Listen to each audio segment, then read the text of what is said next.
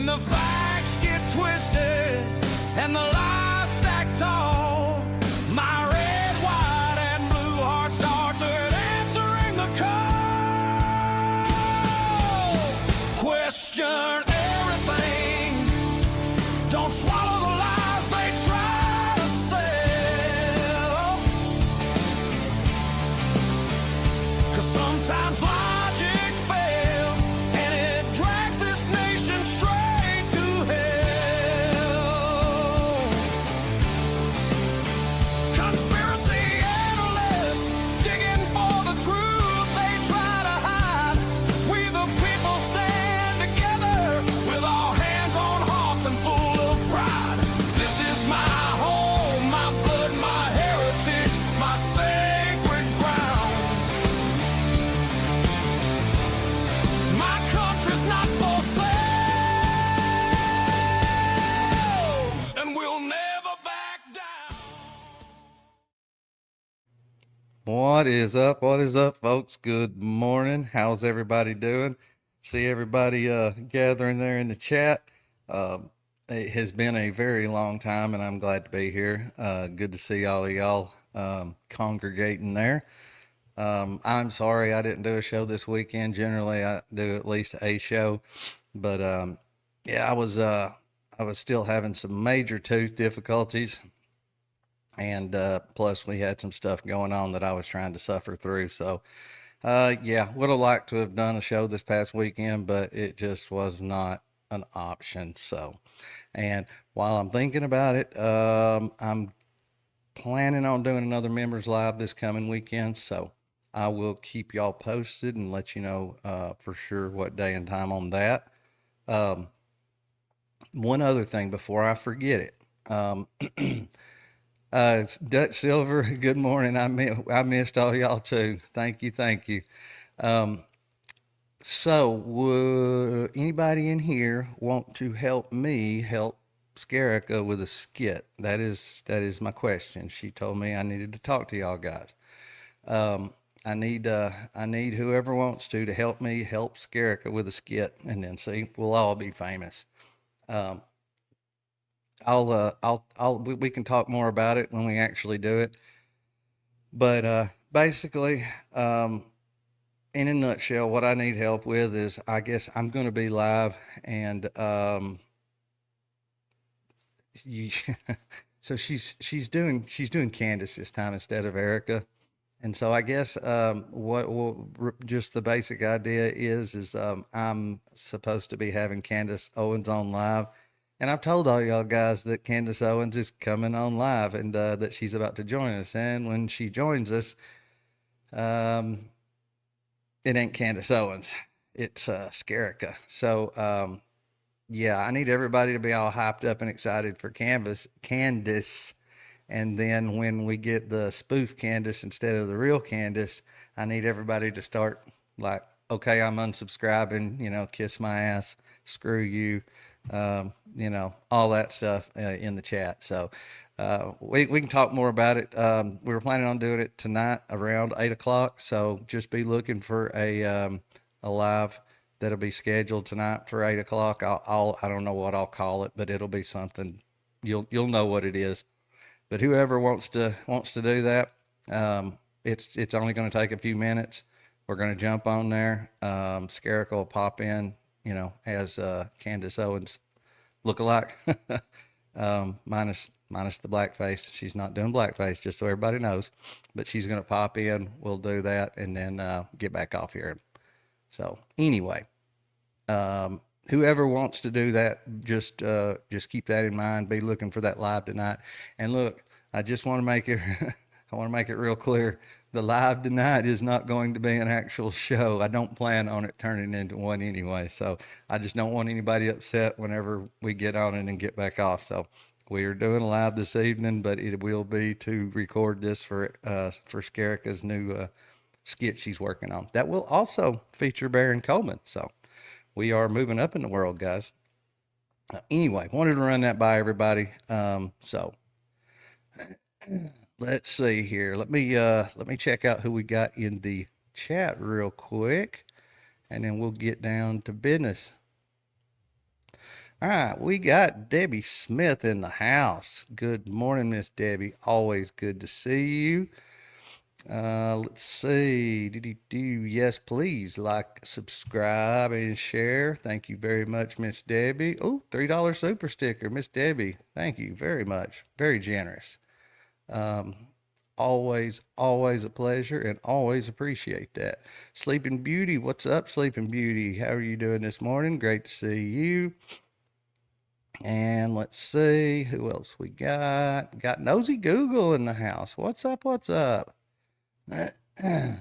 What is up? Let's see. Good to see you, Miss Kim. Always a pleasure. Let's see who else we got here. Oh, look at there. Help solve the case in the house. So I'm going to shoot you an email this evening so we can figure out a time to get on because I really do want to talk about that. So yeah, we'll figure out a good day and time, and we'll jump back on so we can. That's Miss Christine, by the way, guys. The former detective. So I really want to talk about this DNA. I know you love DNA, so I'm going to give you a holler this afternoon, and we're going to get a day and time figured out because I want to jump back on. I know they would appreciate that too. So, but good to see you, Miss Christine. All right, let's see. We got Rick in the house. What's up, Rick? Let's see. Who else we got? Brig. What's up, Brig? Good to see you this morning, as always. Let's see. Dutch Silver. What's up, Dutch? And you're yeah, it's afternoon here in Burning Europa. Good to see you. We love our brothers and sisters from across the pond. Keza, what's up? What's up? Always good to see you. Debbie Smith, woo, $10 super sticker. My God, thank you so much, Miss Debbie. I really appreciate that. I do. I do. You are the best. All right, let's see. Who else we got? Who else we got? Reginator. Good morning, Reginator. Well, we got two hall monitors in the house so far. All right, let's see. Oop. We got random member in the house. What's up, random member? That messes with me every time somebody says, hey, random member. I don't know why, but it just really screws with me. It's a cool name. Looky there, looky there. Ah, Miss Debbie, you are just too generous. Thank you very much. I seen how's your tooth, Adam? Yes, so the tooth is definitely better. Every now and then it'll give me a fit. I'm probably just going to have to go to the dentist and at least get some antibiotics because it's just not, it's taking too long. It is definitely better, but I'm ready for it to be over with. So I may end up having to just go get some antibiotics and be done with it. We got, look at there, we got Liza in the house. What's up? What's up? Yes, so yes, and we'll be here the same time tomorrow, and we'll be here the same time Thursday. So you know, the weekends, I say weekends, you know, Friday, Saturday, and or Sunday are going to be evenings for me. So be morning your time. But yes, so at least these days you can catch us. That's great. I'm glad that worked for you. Anyway, good to see you. Awesome to see you. Welcome, welcome. Got Republic Tea Room. What's up, Republic Tea Room? Good to see you. And let's see what else we got.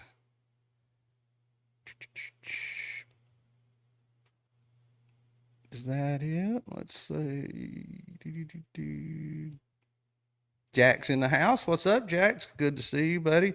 As always, of course. Kelly, what's up, Kelly? Good to see you, Miss Kelly.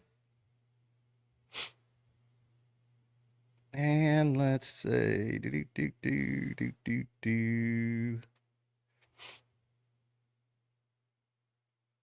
Yeah, I don't know if y'all saw. Somebody left me a comment bitching about my shouting out the chat. So We got two options. Either I got to stop doing that, or I've got to start trimming it out, I guess, for the people that want to not hear all that because they don't watch it live. And I'm just kidding. Not doing it's not an option. I know y'all guys love that part, and I do too. So I like to say hi to everybody. So I'm gonna have to start clipping that out for the replays. But anyway, oh, Dutch Silver, congrats on being a new member. Woohoo! I don't know if that was a let's see. Awesome Dutch Silver. I don't even know what I was about to say. Awesome Dutch Silver. That is awesome. Let's see. Republic Tea Room. I thought you were already a member. Did yours expire? Maybe that's what happened. Did you just get another one? Is that the way that worked? But anyway, welcome Miss Republic Tea Room, and we'll be doing, like I said, we'll be doing a live or a members live this weekend. So stay tuned for that. All right, guys, let's get after it. So I think it's a lot of it has to do with the last few weeks. Baron, Candace, and some others have really come out with some pretty heavy stuff, and things are just not looking good. It's been going pretty bad for the regular Fed sloppers for a while now, but it just seems like there's just been a lot of stuff that has come out in the last few weeks that has been ridiculous. I mean, like just not very good at all. Plus, you had the preliminary hearing, and yet, I'm sorry, it did not go just super well for them. Of course, that subject, to I guess opinion. Everybody's got an opinion. They're kind of like assholes, But regardless, I don't think that went well for them. And so they've been out in force. We all saw what Graham Allen and Beanie Johnson and Brandon Tatum, we saw what they did. Oh, there was this super special footage that nobody else got to see, only us in the courtroom. But it was just super high definition. You can see everything. You can see his muscles tense as he slowly uses the trigger. You can see the pad on his finger compress, all that. And so anyway, I think that they have really felt the need to do that. And so it seems like they've got some higher profile people coming out to make these arguments for them. And it's kind of funny, but it seems like the higher the profile the creator is that comes out to make the arguments, the dumber they get. And it just is what it is. What's up, Jeannie? Good to see you here this morning. And so Robby Starbuck trust me, is no exception to the cause. As far as MAGA goes, I mean, he's pretty prominent. I don't know how many people here have heard of him, but yeah, always really been really big in the MAGA movement. Yeah, I've not heard him mention this at all. Not saying that he hasn't, but I have not heard him weigh in on this since it happened. But now he's decided to weigh in, and yeah, he did a whole spiel on it, not just a quick 5-minute thing. He does a breakdown, and he goes after every single point. And I tell you what, when we get done, we will see what y'all think. We'll see if y'all think that he's right or wrong. Hey, look, this is always some good entertainment. You know what I mean? Yes, definitely 9-1 for sure. Yes, everybody will have their popcorn and we'll be there with bells on. Yeah, you damn right. 9-1 for sure. That right there, everybody's been looking forward to. So, yes, I need to get something put up about that. Oh yeah, guys, John Bray this Friday night, 6 p.m. I will get a thumbnail and some kind of post made for that. But yeah. The one, the only, the man, the myth, the legend, John Bray, Friday night at 6 o'clock. What's up, Abs? Good to see you. Good to see you. Good to see you. We're just getting going. Make sure I didn't miss anybody real quick. Okay, now we're good. All right, here we go. Let's get a little fire in the hole. Y'all want to? Oh yeah, I know y'all want to. Every week, there's a new villain to frame. Every week, a new bombshell that's going to break this wide open. And every week, the last bombshell quietly disappeared. Your theory requires the world's smartest killers to pick the world's dumbest plan, leave the shooter alive, leave his texts intact, and fool everyone except you and Candace Owens. She's a female. Well, for starters, I don't think that he was meant to be left alive, just saying. She's like, I'm just scared, and like I'm looking online and people are saying like they're just saying that like they want me to die, and I'm just like I'm just so overwhelmed right now, Mr. Vice President. I'm just so overwhelmed. You know, I've not ever mentioned it before, but I don't know if y'all noticed in that little clip there where they're carrying him. I mean, look, I know it's windy. They're on the tarmac. They're going to the plane, all that good stuff.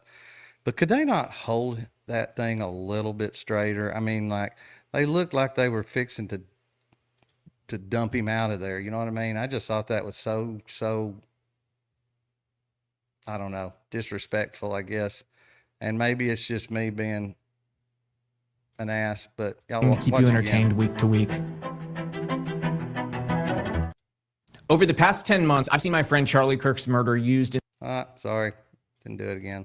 I went, God, how does this Every thing week, work? there's a new villain to frame. Every week, a new bombshell that's going to break this wide open. And every week, the last bombshell quietly disappeared. Your theory requires the world's smartest killers to pick the world's dumbest plan, leave the shooter alive, leave his texts intact, and fool everyone except you. And his text intact, that is really subject to opinion, and that is totally not my opinion. And Candace Owens. She's a female. She's like, I'm just scared, and like I'm looking online and people are saying like they're just saying that like. Look at that. I mean, come on, guys. Come on. Can y'all not do any better than that? To me, that's just, I don't know. I ain't gonna say nothing else about it. I just saying. They want me to die, and I'm just like I'm just so overwhelmed right now, Mr. Vice President. I'm just so overwhelmed. Dab, dab, dab. No tears. I'm so overwhelmed.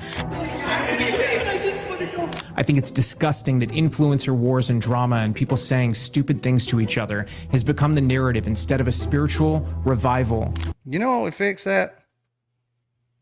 People not saying stupid shit to each other. That would fix that.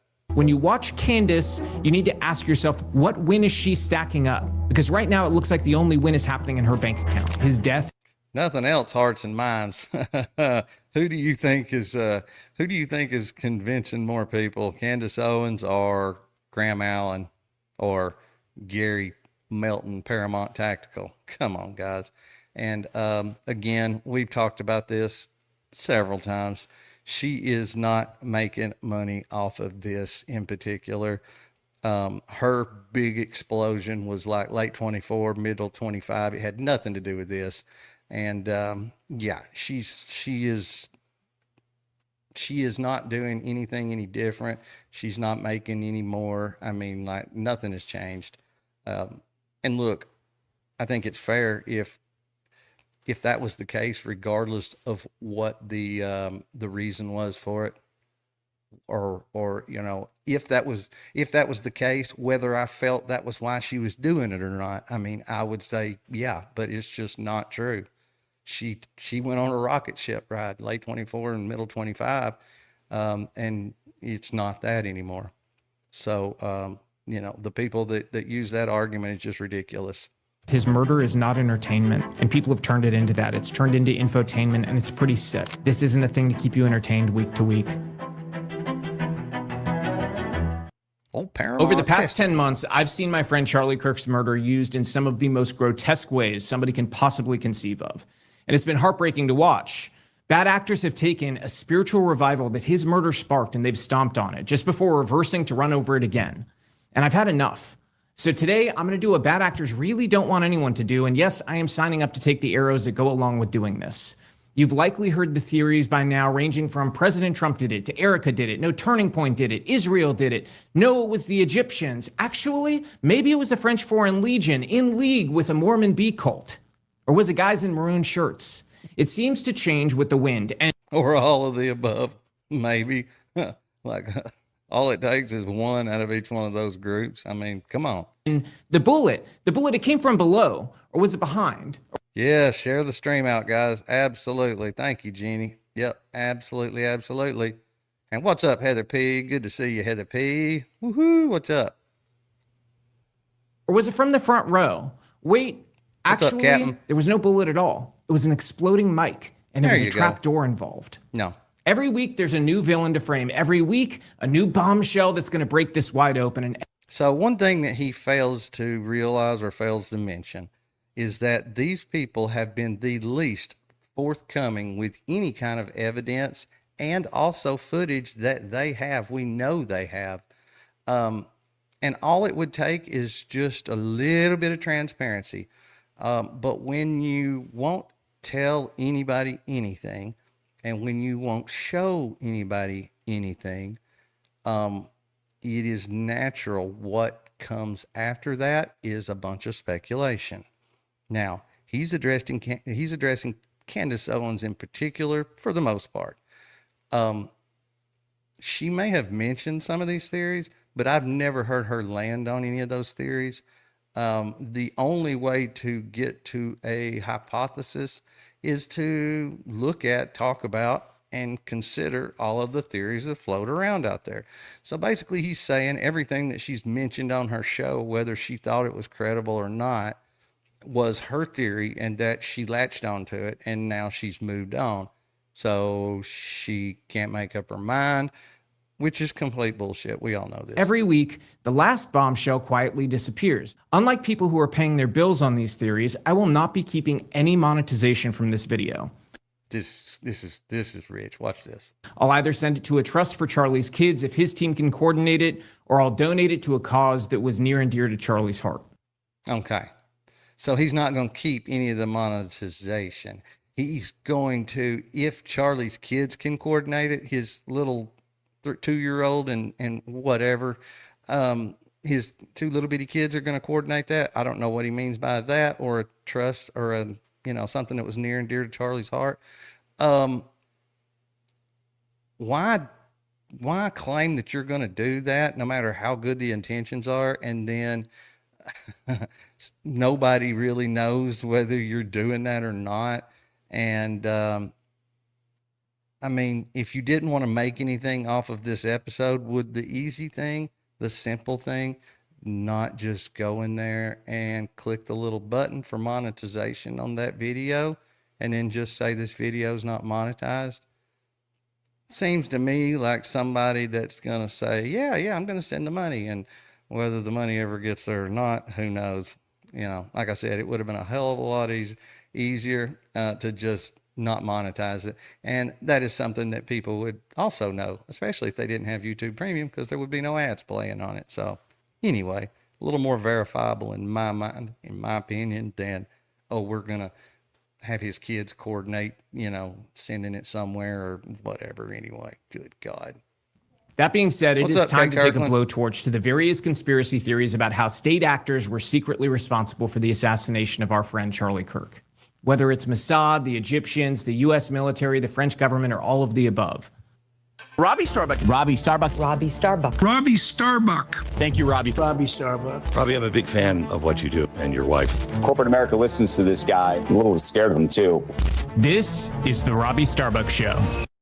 So now let's dive in. Let's ask the questions that hint at this larger, broader conspiracy. What would such a conspiracy look like exactly? And from a practical perspective, how would it work? What would the mechanics be? Once you start asking those questions instead of spreading skillfully crafted innuendo, then you quickly realize the whole conspiracy collapses in on itself. It simply can't sustain its own assumptions because it requires the perpetrators to be simultaneously omnipotent super agents and also incredibly idiotic at the same time. Not to mention the best secret keepers of all time in numbers that, as you're about to find out, defy all mathematical odds. For example, imagine that you're in charge of Mossad, the intelligence service for the state of Israel, where you spend most of your time planning operations against Hamas, Hezbollah, Iran, and so on. And then one day, while you're busy managing all those things, you receive a strange new assignment from the highest levels of the Israeli government, working in tandem possibly with Egypt and the French and the CIA, of course, or some variation thereof. And you're told that you guys must carry out the execution of Charlie Kirk. Put aside the question of why. Because we all know that's the way this would go.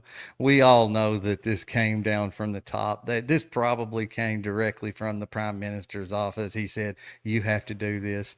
Nobody's really alleged that. Nobody's really alleged that. I think a lot of people believe that there were Israeli interests involved anyway. But you could not have like the prime minister's office or somebody like that involved, because those things just don't ever stay secret. Normally this is all backroom stuff that happens.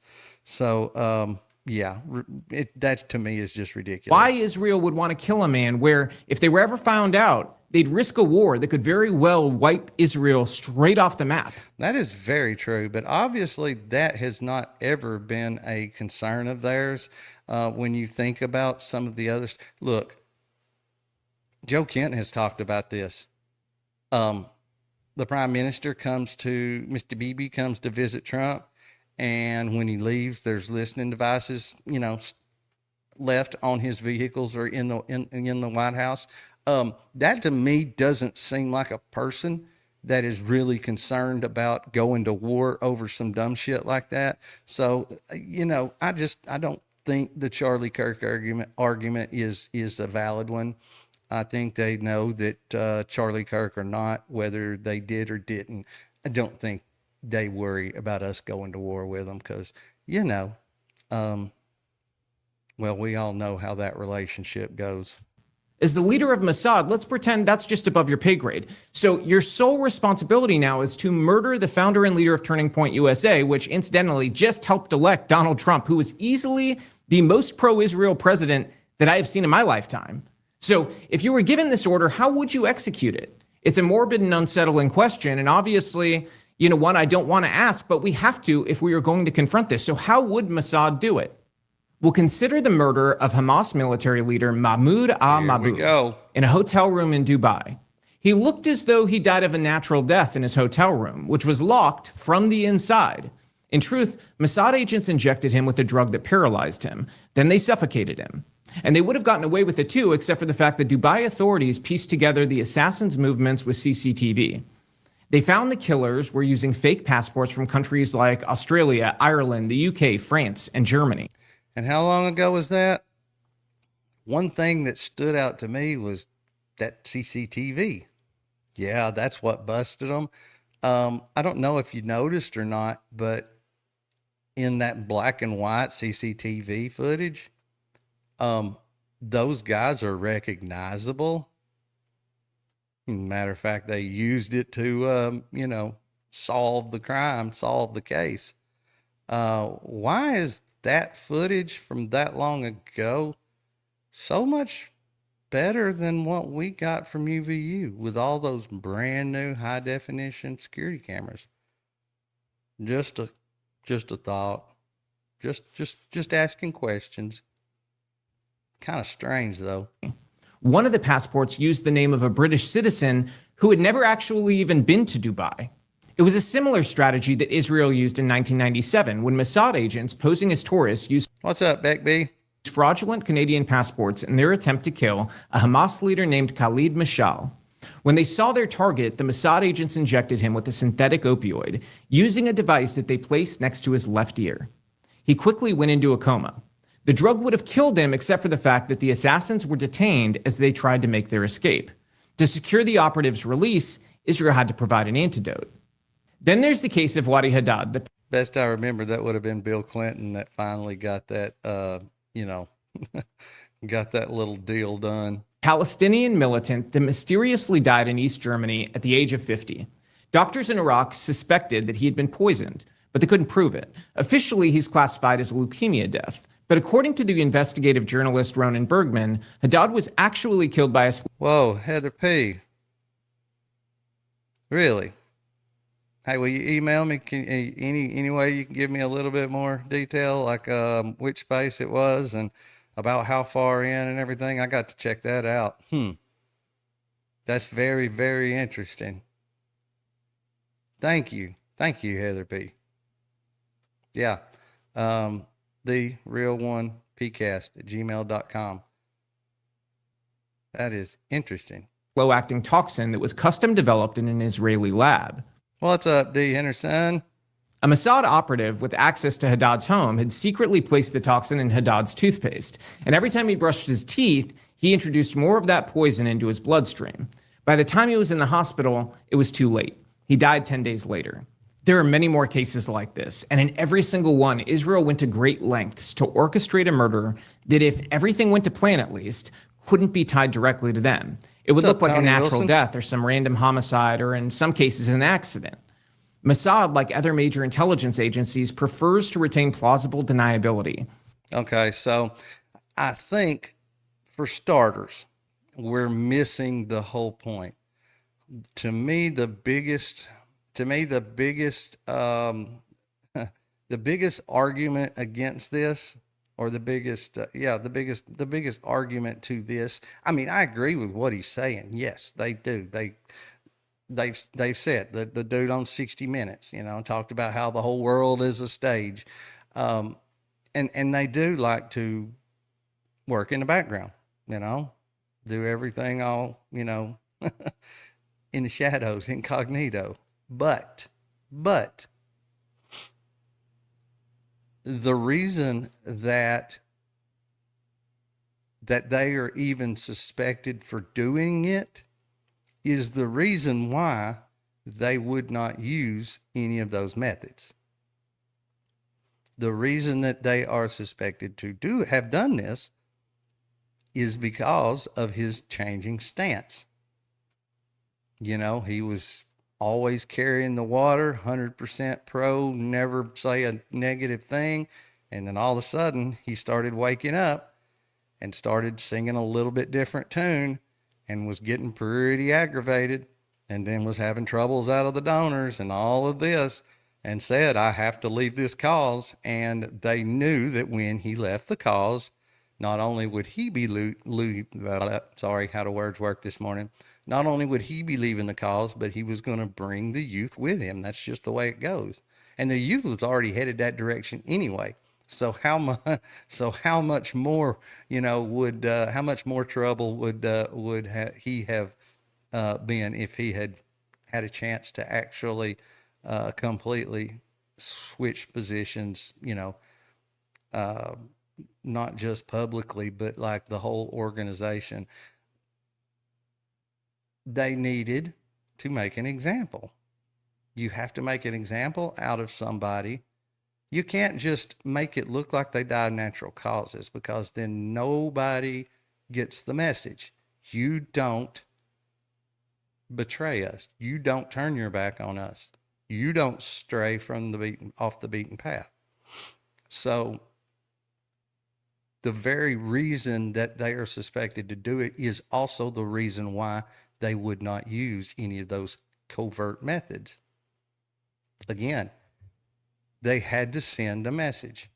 People had to know, this is what happens when you change your position, when you leave the pro-Israeli cause.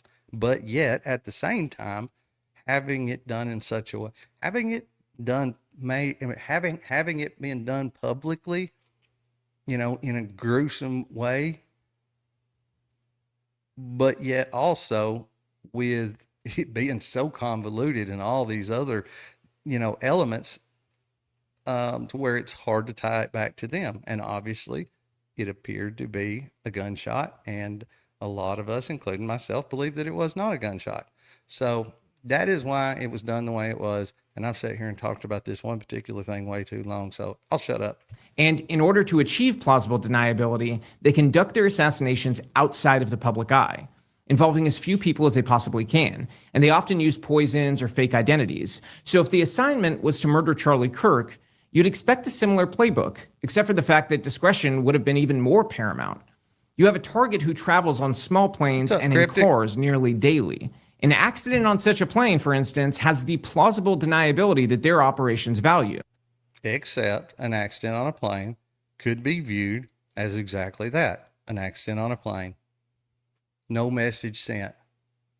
No message of y'all better get y'all's asses back in line and y'all better keep going the direction you're going and maybe even go a little harder. Otherwise, this is what happens. Or they could have used a device like an umbrella or a handheld spray to quietly inject him with a fatal poison, just as we saw with Khalid Mashal. They could have snuck into one of his hotel rooms and suffocated him like we saw in Dubai. Again, no message sent to the world and other people that are in similar positions as he was. All of these approaches would have been at least somewhat consistent with Mossad's operational tactics. Any of these If we're going to talk about being somewhat, we talk about their operational tactics, things that they do. Yes, that is very true. They did all those things. But what else did they do a couple of years ago? Remind me, Hezbollah? Electronic devices such as pagers, maybe? So, you can't say Mossad never does it this way. They always do it this way. If we're going to use precedent based on past experiences, past things that have happened, we have to include that. And I'm sorry, but that lines up pretty good with what a lot of us think happened. These approaches would have made it very difficult, if not impossible, for anyone to definitively identify Israel as the culprit beyond any doubt, and it would have made these conspiracy theories a lot more difficult. It also wouldn't have carried what I'd like to call the martyrdom risk. The conspiracy part of this, the whole point to me, I believe, is the conspiracy theories. For one, when you get a lot of theories, especially when you get some dumb ones, because I have to admit some of them have been pretty dumb, but when you get all these theories, it's easy to discredit everybody. Everybody gets thrown into a bucket. They're all considered quacks, and they're all crazy. They're all conspiracy theorists. And so it's easy to just completely discount everybody, discredit everybody. And besides that, when you do it in such a way that there are many possibilities, at least by all appearances, when you start looking into it, again, makes it kind of hard to nail one down. So I feel like that is part of it. That is the point. If your target can become a martyr due to the way they die, it creates various dangerous obstacles and variables that you undoubtedly have to consider as a state actor. Choosing the one method that guarantees a decades-long federal investigation, a trial that guarantees a decades-long federal investigation. Guys, are we having a federal investigation? Was there even a weeks-long or months-long federal investigation? Anybody? I want to hear if anybody thinks that there was, because that ain't been that ain't been what I've been seeing. So how would that guarantee that? I'd feel better about it if I knew that there was a guaranteed years-long federal investigation going on right now. But to my knowledge, and I don't think anybody else believes that that's going on, they've handed it off to Utah. So again, why would that guarantee a years-long federal investigation? Obviously, it doesn't. With full discovery, and eternal public pressure and scrutiny is basically choosing to be caught if you're a black ops intelligence unit. So in order to believe the most prominent conspiracy theory about Charlie Kirk's murder, which is that Israel or France or some other nation are secretly responsible or working together, then you have to believe that Mossad, along with the CIA, France's Foreign Legion, and Charlie's own team, all decided to conduct an assassination in broad daylight using what is essentially a sniper shot at a packed American university on camera in 4K in front of thousands of phones. So they chose the maximum exposure option, guaranteeing billions of people would watch and analyze it, while also guaranteeing that a massive investigation with unlimited resources would follow. Or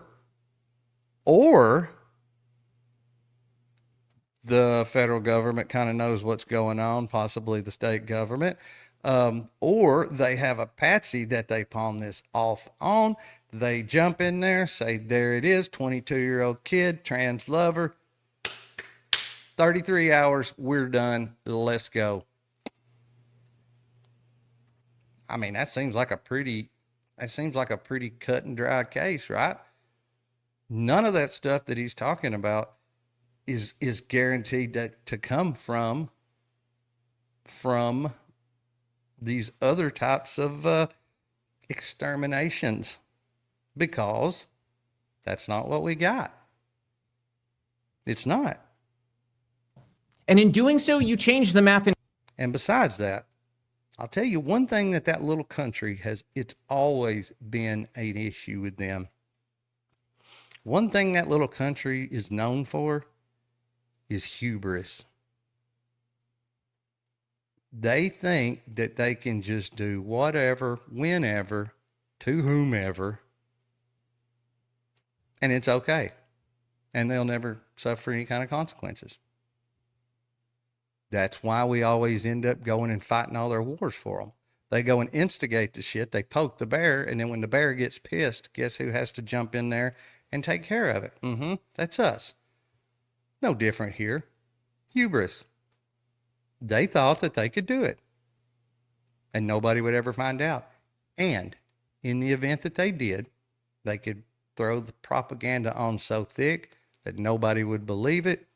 And worst case scenario, if everybody believed that it was them, they still would never have any kind of consequences. They would never suffer any kind of consequences because they have our government by the nuts.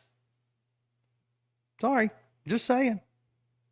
Entirely. So let's discuss that math. Their assassination now requires the buy-in of thousands of co-conspirators, including the FBI, Utah DPS, local police, medical examiners, doctors, hospital staff, prosecutors, and defense attorneys. And maybe even the family of Tyler Robinson. So instead of doing what they've always done, or you could have one person way at the top in these agencies, such as the Utah State, and somebody in the FBI that knows what the deal is and what the plan is. And they tell all the lower ones, shut up and go on about your business. Don't worry about it. That's the end of it. Nobody else has to know any of this. Again, we've talked about it before. Compartmentalization. They're really, really good at it. A tiny group of professional operators who'd rather die than compromise operational details, they decided to do this. Oh, and they did this while also choosing the loudest, sloppiest, most traceable assassination method imaginable.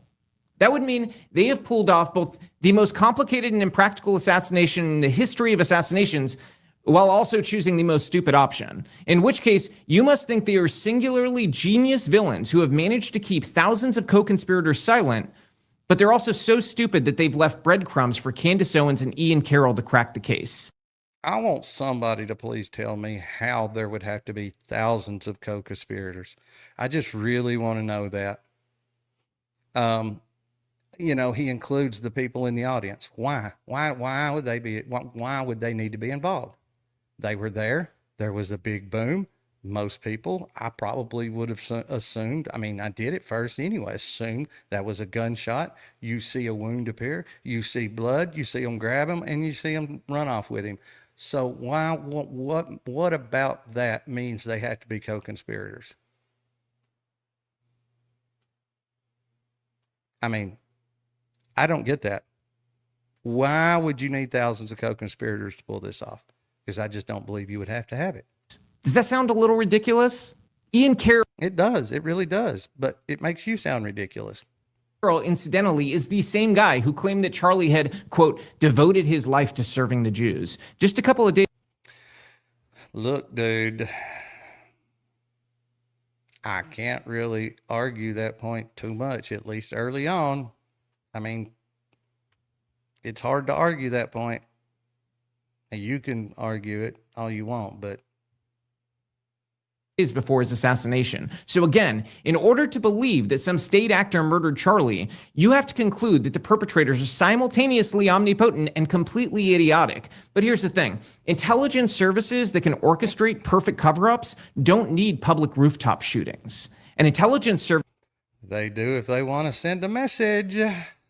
hey, everybody else that, because there's a lot of people that are changing their stance in a hurry. A lot of people are turning quick. So if you want that message out there, hey, y'all better shut the hell up or this will be you. Then yeah, you need something like a rooftop shooting. Services that would botch it as badly as the Candace clique would like you to believe they have, they can't orchestrate perfect cover-ups. So now I'm going to do something a little different. I'm going to outline all the evidence that a state actor would need to fabricate and all the witnesses they Here we go. And you want to talk about some serious exaggeration incoming. would need to bribe in order to sustain these conspiracy theories. And I'm going to try as best I can to put a real number on the sheer amount of people who would need to be involved. At some level, this is kind of a difficult exercise because the ridiculous theories shift constantly to the point that they're often contradicting themselves, even when they're coming from the same people. But I'll do my best. Here's a video compilation that was put together by the freelance filmmaker Nathan Livingstone, showing Candace Owens' various theories over the past few months.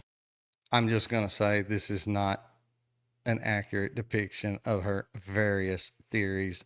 This is a bunch of clips of things that were said, taken completely out of context, and all put together to make her sound dumb. I think anybody that has actually ever heard her listened to one podcast, no matter what the topic was, knows that she's not dumb. So anyway, that's all this is. And thinking that a shot went off from here, if that was just maybe like decoy number 2, and actually Charlie was shot from beneath him, which then could maybe explain why there was no exit wound. Maybe everyone's looking up when we should be looking below, right? Maybe we should be looking below. People are doing Sounds like she was convinced on the below scenario, correct? Or maybe she's saying this is an idea that's floating around out there. We should talk about it, look into it. I would say credible videos, people that certainly have the credibility, are ballistics experts that are saying that what we see in the front is an exit wound, not an entry wound. Theory that is being floated that Charlie was shot from the back. And I'm telling you this 100%. Charlie Kirk was shot from the front. And I do remember when she said that, and I think that was a poor choice of words. I think at the time she believed that he was shot with a gun. But if she would have just phrased it a little bit different, he was struck from the front, then that would have been perfect and we'd be good right now. So anyway. at least. Who is the dude talking? His name is Robby Starbuck, and he was a big-time MAGA influencer. And to my knowledge, he's been really quiet on all this. And then all of a sudden, after the preliminary and after all of the big things that have kind of been broken in the last couple of weeks, he decides to pop up and do an hour-long video debunking, big, huge air quotes, all the Candace theories. A fragment of the bullet was recovered from his neck. What I can state rather unequivocally is that there is now more evidence, more evidentiary support that Charlie may have been killed by a rigged explosive device that was on him. I never dismissed the exploding mic theory. I was always clear to my team that I thought there was something there. And I would think she's correct. But now everybody's entitled to their own opinion. And then my producer has a note that there are a lot of comments asking about the microphone theory. Here's what I will say about that. When I looked at image from the side, the microphone is still on him afterwards. So like when you see it from on, it looks like it kind of disappears, but then it kind of shifts when you look at the perspective slightly to the left. You see that it actually stays on him. And I do believe she clarified this, and I can totally understand her thinking that. But I believe what she was seeing was the magnetic clasp, which even if the thing exploded, should and would most likely still be there. So I think that's the reason why she says that you can still see the microphone there, is because that magnetic clasp was still there. It's just in the fold. I would imagine if anything did sling into him with that kind of a force, it would fall off. And I can tell you it doesn't fall off. Yeah, I never changed my mind. Maybe we should be looking below. Charlie was shot from the back. Charlie Kirk was shot from the front. Charlie may have been killed by a rigged explosive device that was on him. Did you catch all that? Candace definitely hasn't changed her mind at all. I mean, the bullet, it came from below Charlie Kirk, or behind him, or in front of him. And by the way, maybe there wasn't a bullet at all. there was actually an exploding microphone. I think it's pretty, what's the word? I mean, admiral. I mean, I don't know what the proper word would be, but I think it's good for somebody like her. And she has done this many times to come out and say, I'm not a gun person.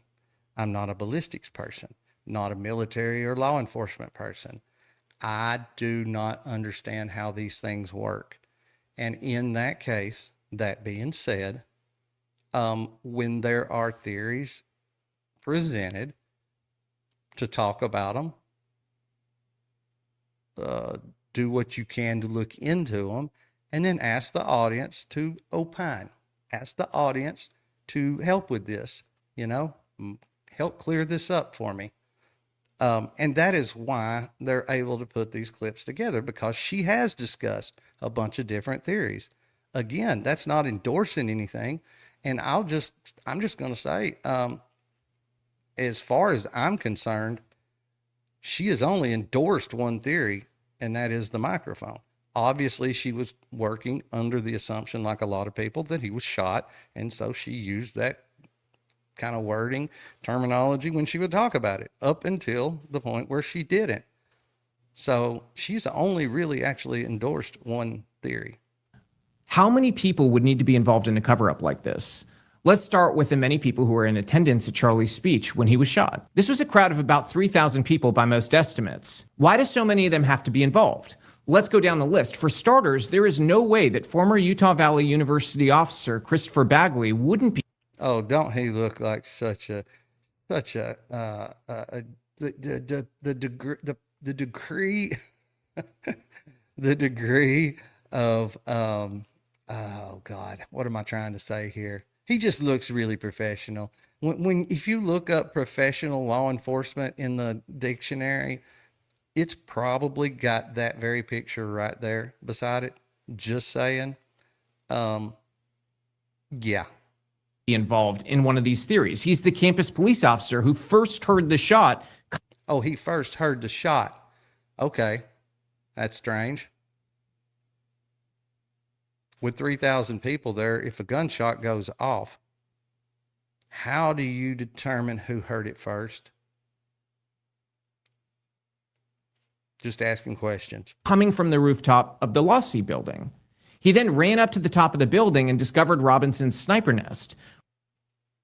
Yeah, there was quite a bit that happened in between those two things. Just saying, he messed around, found a gun holster with no gun in it.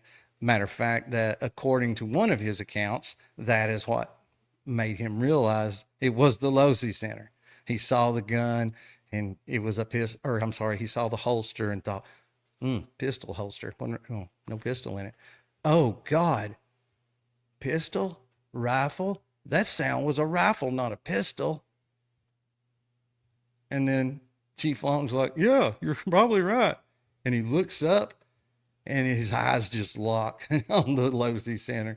And it's just like some kind of straight from God, and all this police intuition. Which led investigators to immediately begin reviewing all the relevant surveillance footage.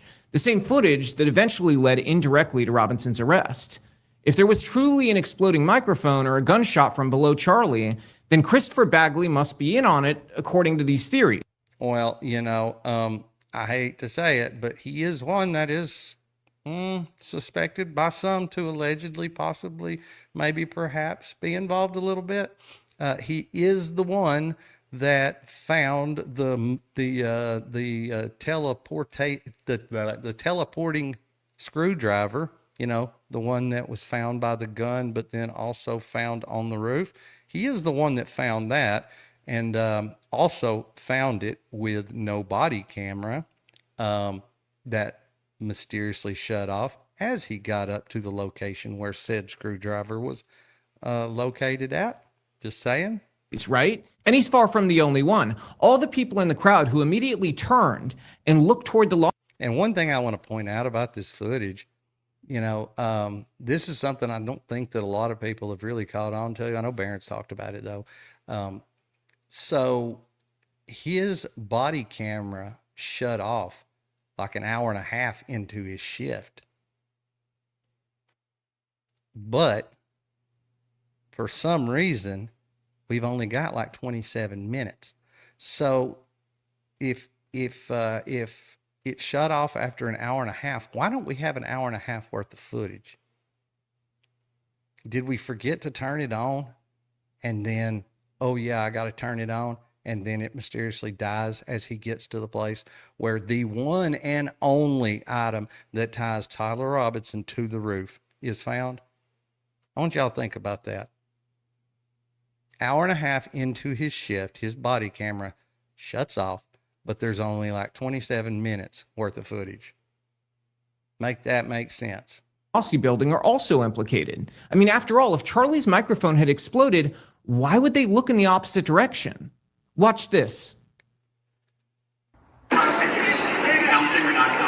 And this is not an accurate representation of who looked where and when. Oh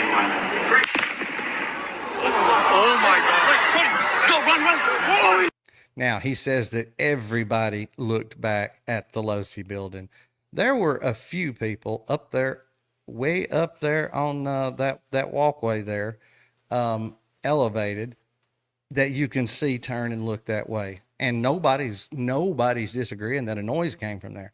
That being said, what about the other 3,000 people? Can we tell which direction they're looking? Huh? He claims that everybody looked back that way. They're all looking away from They're all looking that way. All of them. the alleged microphone explosion. I didn't see any of them in the crowd look that way. And you know what that means? They must all be in on it too. And the person filming this Or maybe that's not what it means. footage, well, they're probably working for Mossad as well, because he uploaded this footage online clearly in order to convince everyone who saw it, tens of millions of people, that the shot actually came from the Lossy building. This guy's retarded, just saying. So everybody around him, they must all be in on it too, which is really diabolical, evil stuff if you think about it. On top of that, no one...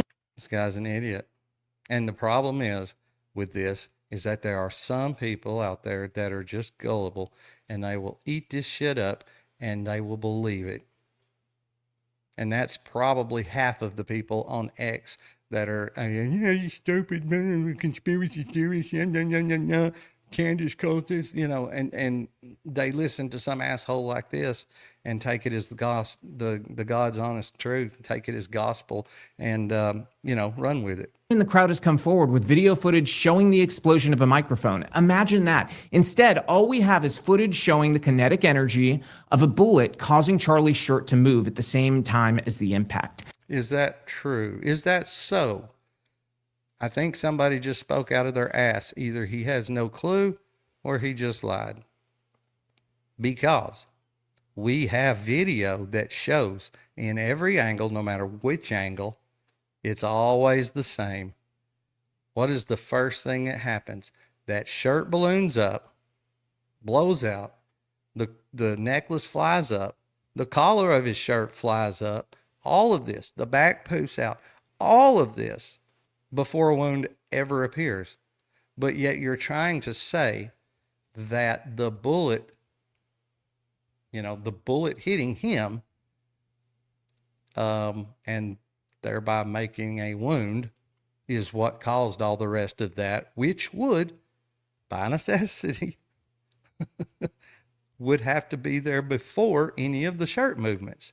But yet, when you slow it down, no matter what angle you look at, the shirt, the necklace, they all do their thing before a wound ever appears.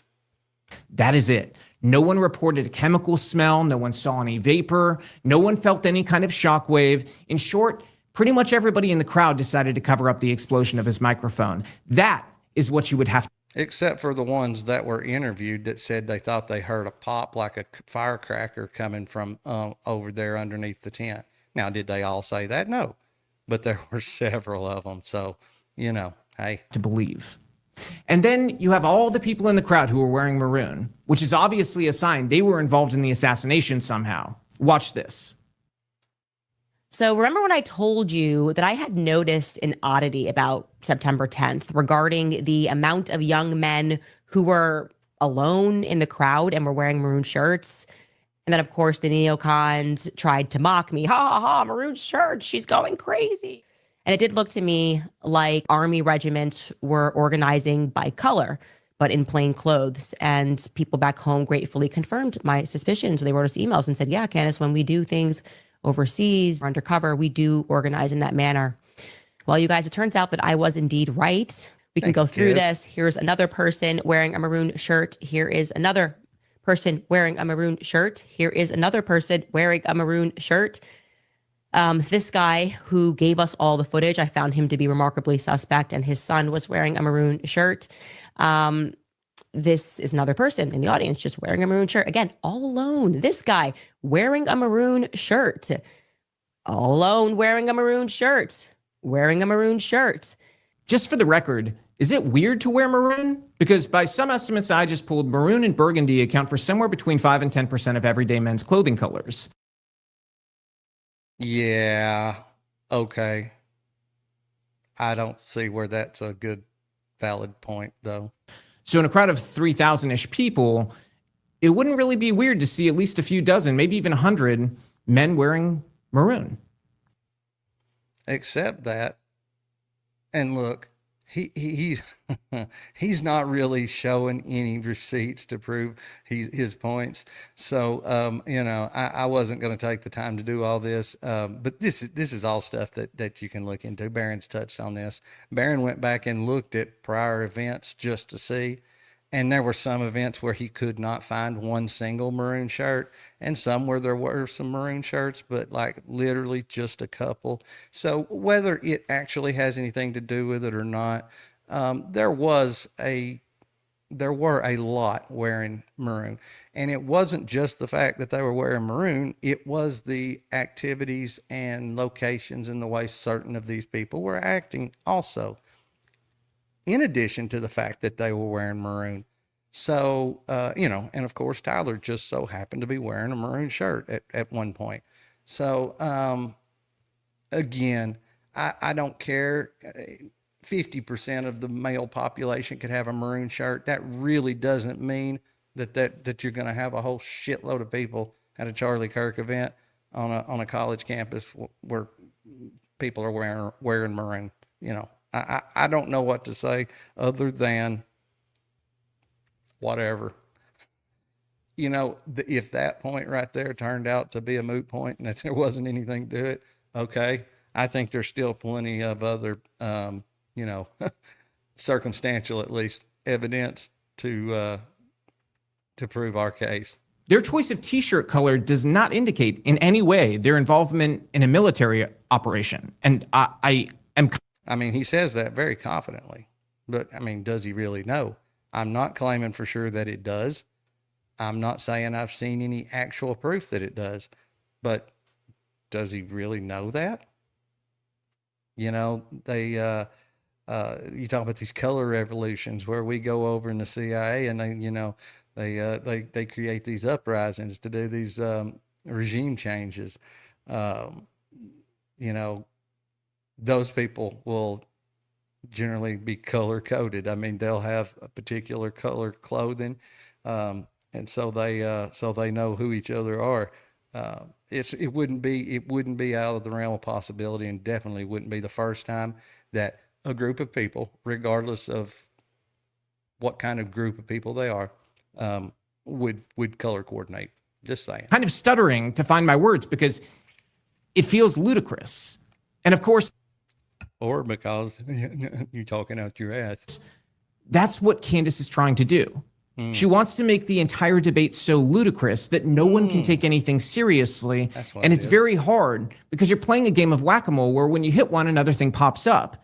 And so anybody piercing one... Or Turning Point could turn over some of that footage that we know for a fact that they have. That would clear up a lot. They could turn that over. They could turn over the audio for that Rode microphone. This whole thing could be debunked and just completely ruined in a matter of minutes if what they're saying is true, and if they turned over all of the footage from the rear and all of the audio, including from his Rode microphone. I believe that right there, if indeed there was no microphone or anything like that, if indeed it was actually a bullet shot from the Losi Center, I believe that those two things would just completely settle it without question. But you know what? They're not doing that. And why? And of course, we could go down the list of other shady shit and ways that they have, blocked every time you turn around. Think thoroughly, she could just move on to the next thing. It's the choose your own adventure of assassination theories. But assuming for a moment that the maroon theory is totally legit, we now already have hundreds of people right there off the bat who are involved in this conspiracy. Then you have the planners of the assassination itself. You've got Tyler Robinson, whoever planted the exploding microphone, everyone who fabricated all the physical and digital evidence, the bullet casings, the DNA. Whoever fabricated all the digital and physical evidence. I mean, hey, Tyler, we need you to help us. We need you to bring your gun. Make sure you bring a towel and a screwdriver. Okay. I mean, that's the physical evidence. That's the evidence that ties him to the scene, or, and somewhat ties the firearm to him. Now, again, it doesn't, the screwdriver is the only thing that ties him and the gun to the roof. And it's not a strong connection. I mean, but it does somewhat. So it's not like there was a lot of physical evidence that was manufactured. The only thing that would have been manufactured would be the digital stuff, the messages. And again, super simple. One person involved, wrong hand. There. One person involved, possibly, allegedly, could be the boyfriend, air quotes again, Lance Twiggs. That's all it would take. You would need him and him alone to be in on that, not 1,000 people. The rifle that his parents identified, the Discord chats, the rooftop trail, the cell tower records, the impressions on the side. I mean, when they said that the parents had identified the rifle or the daddy had identified the rifle, pretty sure that the pictures of the rifle were not even out at that point. So there's that. Besides that, nobody is arguing that that is Tyler Robinson's gun. So one would assume that his daddy would recognize it. Huh? Yeah. Yep. Right. Side of the roof. No black op of this complexity runs with fewer than a dozen people, so we need to add them in. And oh yeah, we're already up to like 3,000 people. We got to make sure we add in this other dozen on top of that. Come on. Every participant is a lifetime leak risk. Remember that. Every single one. And one thing I will say is they are less of a leak risk. Now, again, I don't think that there was anywhere close to this many people involved, and I don't think there could have been. And yes, eventually it probably would leak. But regardless, it makes people a whole lot less likely to talk when they are involved in something like this and actually with their own eyes witness somebody brutally murdered in public. I mean, that kind of make people want to not talk, probably. I'm just guessing, especially when they're working for the ones that did this to him. Even more absurd, in this all-time difficult assassination, we're told that these highly trained black op assassins managed to pick the wrong caliber of bullet for the job. In their haste to fabricate ballistics evidence, the assassins supposedly picked a round that would have gone straight through Charlie's neck and should have created a massive exit wound 100% of the time, if you believe these theories. The problem is, it's not even remotely true. But let's look at this from Ian Carroll. What's up, Rod? What's up? In his tweet, he says, so now that we know that the bullets allegedly used to shoot Charlie appear to be brand new FMJ rounds and that Tyler was not a great shot, can't wait to watch the Fed sloppers move their goalposts and explain how brand new 30-06. What is up, girly? Good to see you here. Good to see you here, as always. FMJ stops in a human neck. I was told. Now, I can't remember exactly where that came from unless it was just people that were watching the hearing and thought that that looked like FMJ's. I don't know where the FMJ, the Full Metal Jacket thing came from. So, I mean, I'll be the first to say that whoever stated that they were Full Metal Jackets was wrong, and they should have waited before they put that out there, Ian Carroll included, because they were not Full Metal Jackets. Like I said, I'm not exactly sure why some people thought that they were. But regardless, I mean, he does correct the record. There were mountains of evidence to convict Tyler Robinson, and instead I'm left with mountains of questions, contradictions, and wildly improbable coincidences. What's amazing about this particular post is that Carroll attached an image of rounds that were recovered from Robinson's rifle, and they're clearly not FMJ or Full Metal Jacket rounds, which are designed for maximum penetration. Yes, instead, these are soft points. Those are designed to fragment throughout the body on impact. Carroll himself later acknowledged this in a follow-up, but he still didn't back down, and this is important for you to see. Here's his tweet. Correction. Looks like they could also be soft points, which also is extremely... Beck B, it is running across the top of the screen there, but it is the real one pcast at gmail.com. The real one pcast at gmail.com. Problematic. In other words, no matter what kind of bullet was used, Ian Carroll is convinced it What's up, Adam Zaker? is evidence of a conspiracy, one way or the other. If it's a soft point, he'll say it's evidence of a conspiracy, and if it's a Full Metal Jacket round, he'll say the exact same thing. Heads he wins, tails you lose. The facts have no relevance whatsoever to this analysis. Phoenix Ammunition, which manufactures precision ammo, has done some of the best work debunking this narrative. As they put it, after reviewing an image of the rounds that Robinson was using, quote, "This is a Remington core-locked soft point round. It's specifically designed to deform, slow down, and prevent an exit wound. Available at literally every single gun store and sporting goods store that sells ammunition." But in this version of events that's being pushed by many of these people... Jeannie, yes, I do. I have not been active in there in a very long time because I wasn't really, I had like 3 or 4 people in there. I would use it, but if everybody wants to do that and join me over there, we can definitely start doing some stuff over there. But it hadn't taken off, and I hadn't messed with it. I apologize. It's simply impossible for a 30-06 to deform inside a human body without leaving an exit wound. They're saying this is common knowledge and that only a fool would think otherwise. So this highly trained team of assassins apparently knows less about ballistics than Ian Carroll, a former pizza delivery guy, and Candace Owens. And if Candace Owens...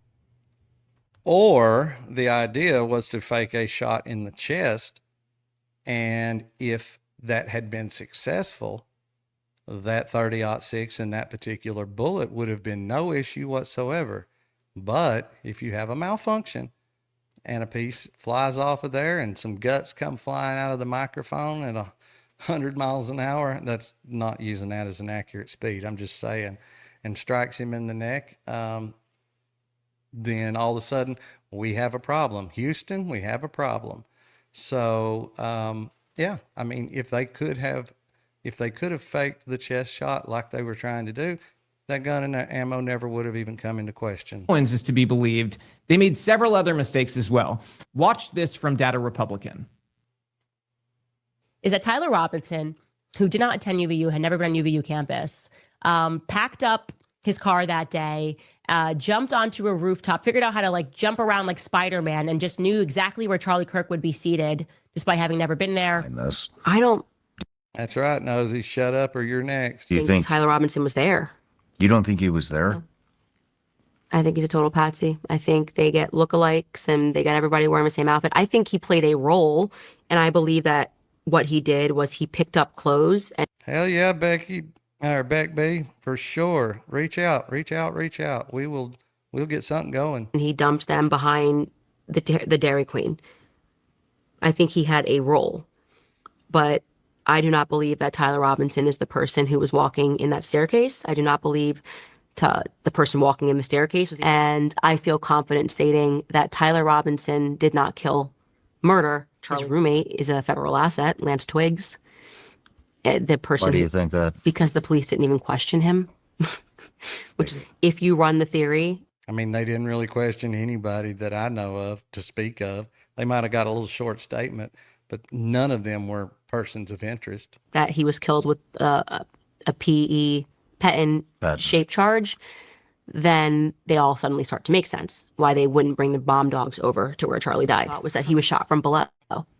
Because I watched his shirt go out, and I watched the friction of his body, and I saw that his necklace broke before he was hit. The mistakes from these omnipotent state actor professional assassins just keep piling up. First, they use a lookalike for Tyler Robinson, who wasn't even supposedly at the school when Charlie was shot. Never mind all the footage showing Robinson walking onto the roof. And Did we really see footage of Tyler Robinson? Do we know that for a fact? Because even his alleged boyfriend that he lived with said that he could not say with 100% certainty that that was Tyler. But he always wears hats. That guy's got a hat on. Never seen that hat in particular, but he always wears hats, and he likes wearing blue jeans, and he likes wearing Chuck Taylors. Come the hell on. That could have been anybody. I've not seen one single solitary photo that you could look at and say, oh God, that is definitely Tyler. So did we really get any footage of Tyler on the place? I mean, I haven't seen it yet. taking the shot. Never mind the Ring doorbell footage of Robinson driving by campus and then parking on a residential street near the campus the night of the shooting. Behavior that was so weird that an officer recorded Robinson's license plate at the time. Never mind the fact that Robinson's own coworkers, after seeing the surveillance footage, noticed obvious similarities to the person they knew. As one electrician put it, quote, Tyler walked around with clenched. Why was it that officer wrote down his license plate? Because he was acting so strange. The answer I heard on the stand, literally on the record, was that he just had he used some kind of cop intuition, from all his experience and everything. That was the reason why he wrote the tag down. He just some kind of intuition, something said write down the tag number, and then mysteriously it was able to be used to locate Tyler and identify his car. Now, he says it's because Tyler was acting so weird. That's not what the cop said. So which is it? Fist all the time, like super hard clenched fists. I remember making a joke to him one time when he had his fists like that, and I was like, are you mad, Tyler? And he was like, that's just what I do. He was always soft-spoken, but his fists were always like that. Even in the security footage from UVU, you can see he's got his fists clenched tight.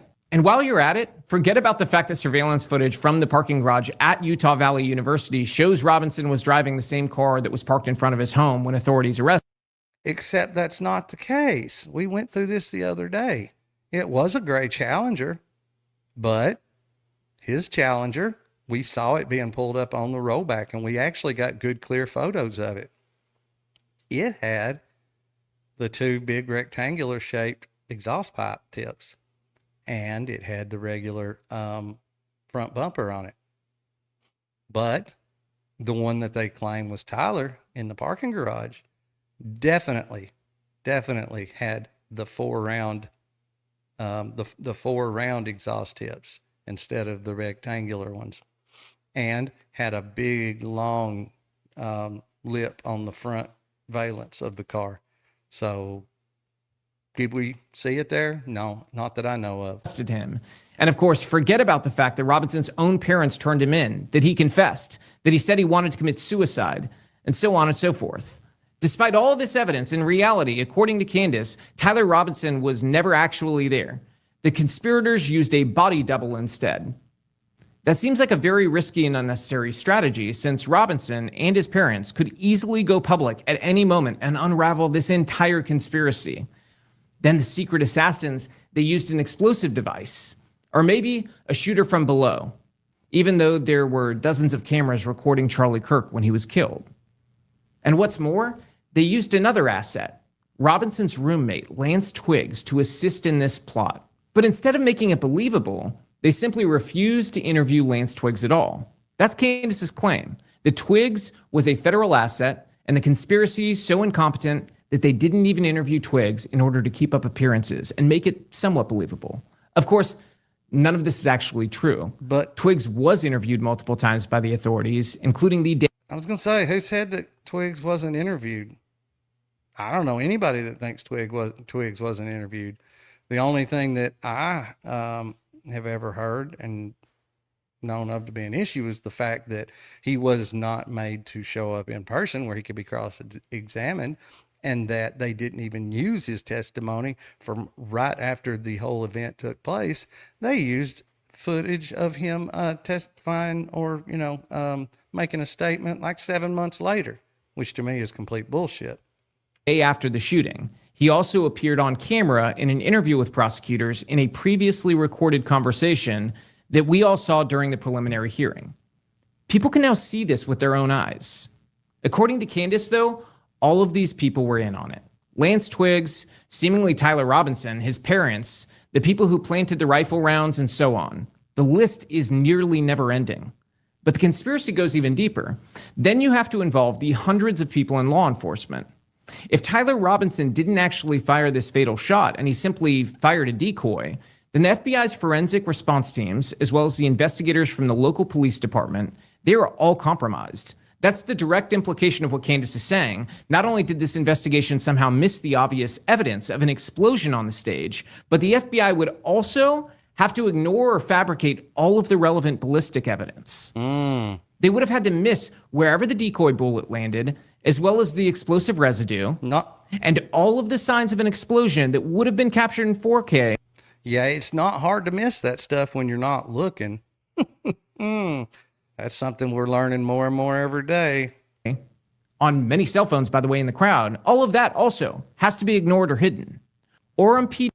Or put online for people to talk about, and assholes like you to say, you're crazy. Don't believe your lying eyes. None of that shit. No. Official Fed slop narrative, like Alpo. Eat it. Take it. It's good. Utah DPS, campus police, and every other agency that touched this case would have needed to do the same thing. They would have all had to hide this or manufacture evidence or fail to notice manufactured evidence. And everyone involved in the process would have had to remain completely silent throughout the whole operation until their own deaths many years from now. Now let's think through the likelihood of this. Remember when that transgender shooter committed the massacre at the Covenant School in Nashville? 3 adults and 3 little 9-year-old kids were murdered. Remember what happened when the authorities refused to release the shooter's No, Jeannie, I haven't seen that. I don't think. I'll have to look into that. manifesto? Eventually, it leaked to Steven Crowder, as well as local publications like the Tennessee Star. Some of the shooter's medical records even leaked out. Because that is what happens when there is a top-down effort to force an entire agency into silence, even when there are obvious questions that need to be answered.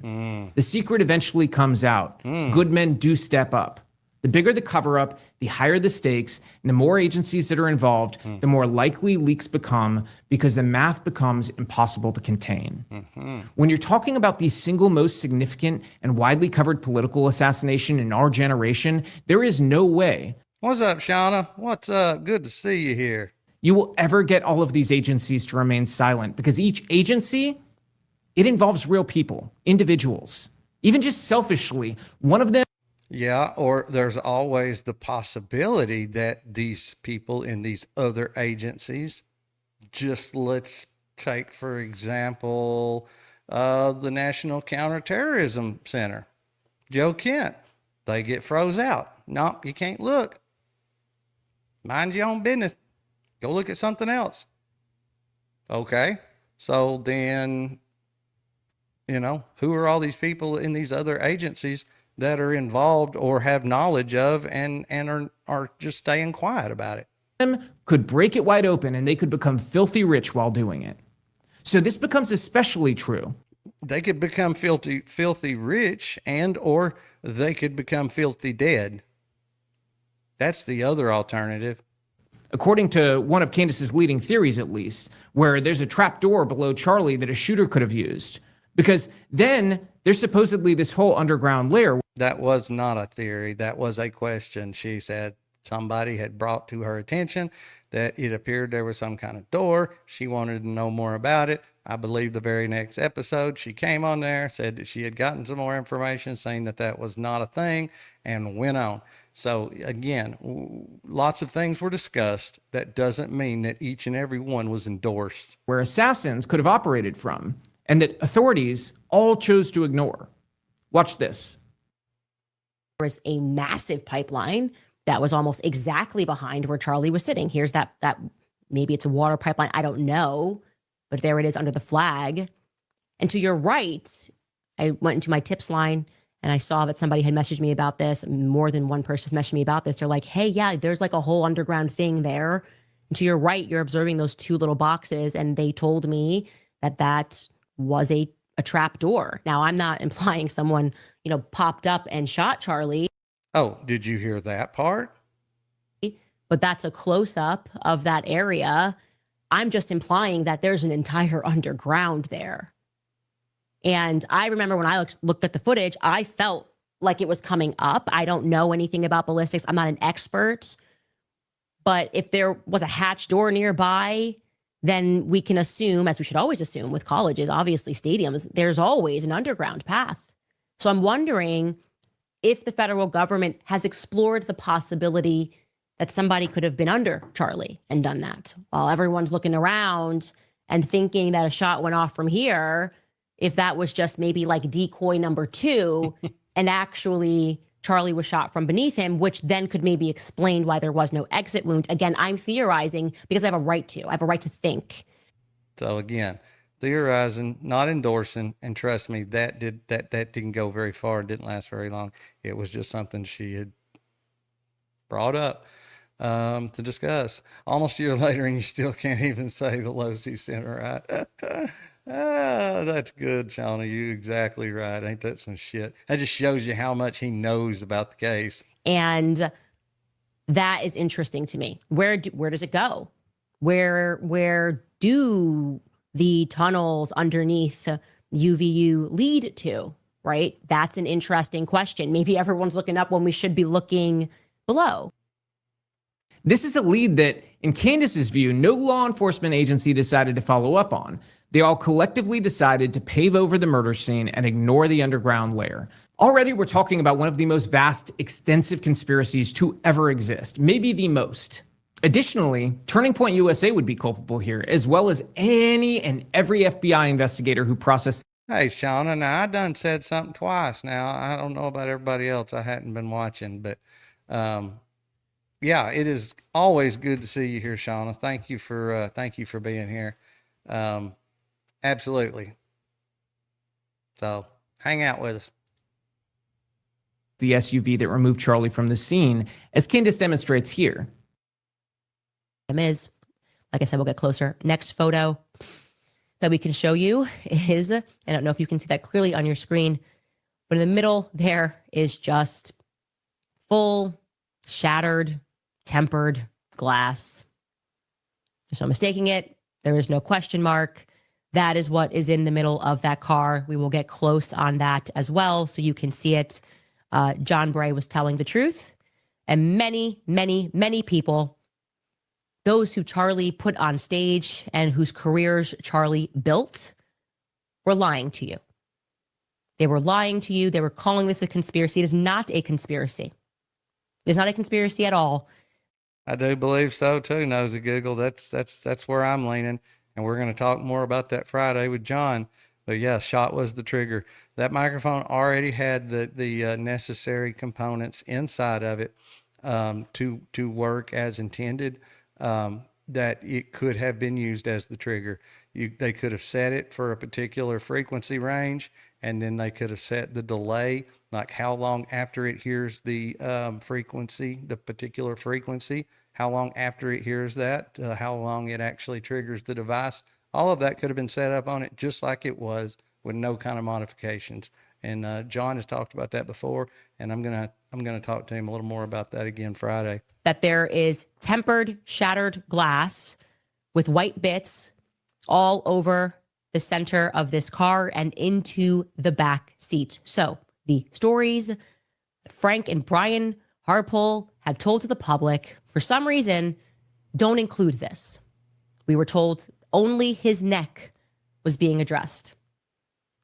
They got right to work. He got right to work. Frank was praying in the back seat. They had about 6 minutes.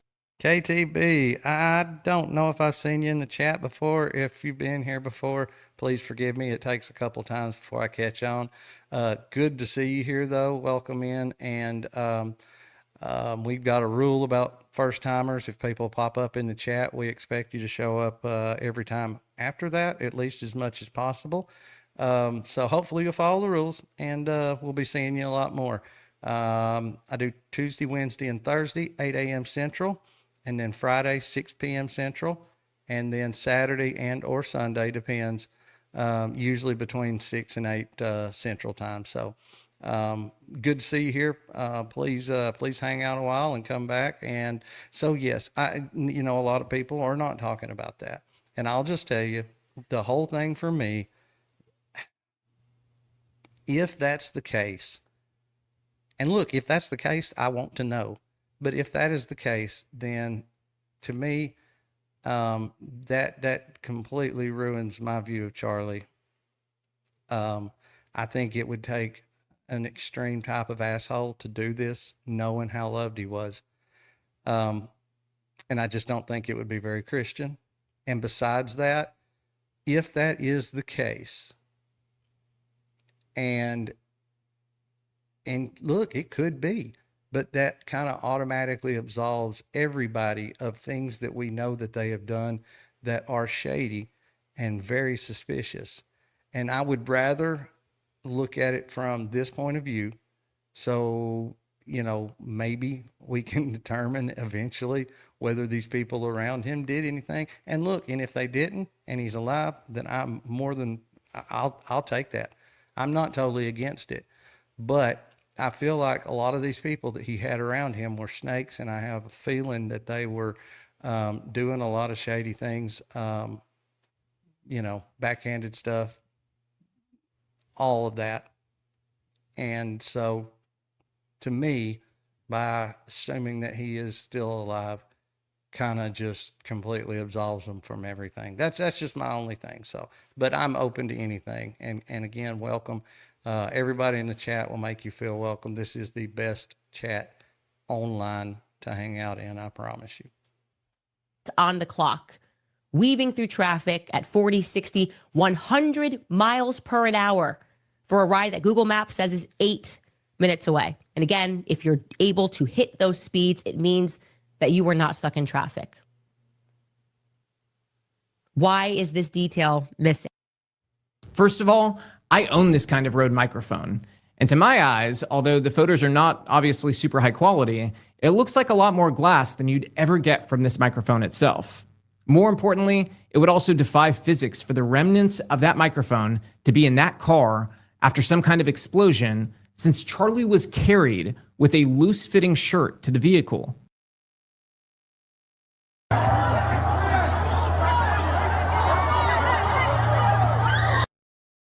So logically, follow me here, most of the glass would have dropped off out of his shirt on the way there. Except, more than likely, it did have an adhesive on it and probably would have stuck in a lot of places. Some of it may have fell out. There were clips that caught some laying on the ground. And besides that, who knows? Maybe it was embedded in places. We have no clue because we've not gotten any good pictures of underneath that shirt. If the microphone had truly fragmented, after an explosion, that is, most of the glass would be left behind at the crime scene, or at least some of it. And it would be visible on the videos of the shooting. It's just not plausible that the glass would be completely invisible until after the shooting, only to suddenly appear on the floor of. Yes, that is a good point, KTB. Yes, he black a lot. They were always dark colored. This one, for whatever reason, was white. And, one could possibly come to the realization that they wanted to make sure people saw it. And again, if it was a chest wound instead of a neck wound, there wouldn't have been the big, stream of blood like there was. And you would want that white shirt to show the wound, to make it more convincing that he had been shot in the chest. The car. But you know what is plausible? In a chaotic scene where people are moving really fast and people aren't sure if there's a shooter still, someone might have broken something. Maybe someone stepped on some other glass item when they were all piling in an absolute panic. Whatever the case, when you look at the leading theories she has presented, it leads you on to believe that Turning Point USA and the FBI must have covered this all up. So we can now add all of these individuals to this alleged conspiracy. KTB, make sure you're subscribed, please, and make sure you got your notifications on, because we do this quite often, and that way you'll get notification. And I don't know if you heard me say it or not, but John Bray will be on with me this Friday at 6 o'clock, and he is always a big hit, and always worth listening to. Then we get to the medical chain. The paramedics, ER staff at the hospital, and the medical examiner who autopsied Charlie and recovered the bullet fragments. We're talking about dozens of people here at a minimum. If the ballistics were faked, the medical examiner and forensic pathologists are all in on it too. These are people whose entire profession is documenting exactly this kind of event. The Utah Medical Examiner's Office conducted his autopsy. They opened Charlie up to look for anything that might have killed him aside from a bullet. And what they found, in the end, was exactly what they expected. Charlie Kirk was killed by a single gunshot wound to the neck.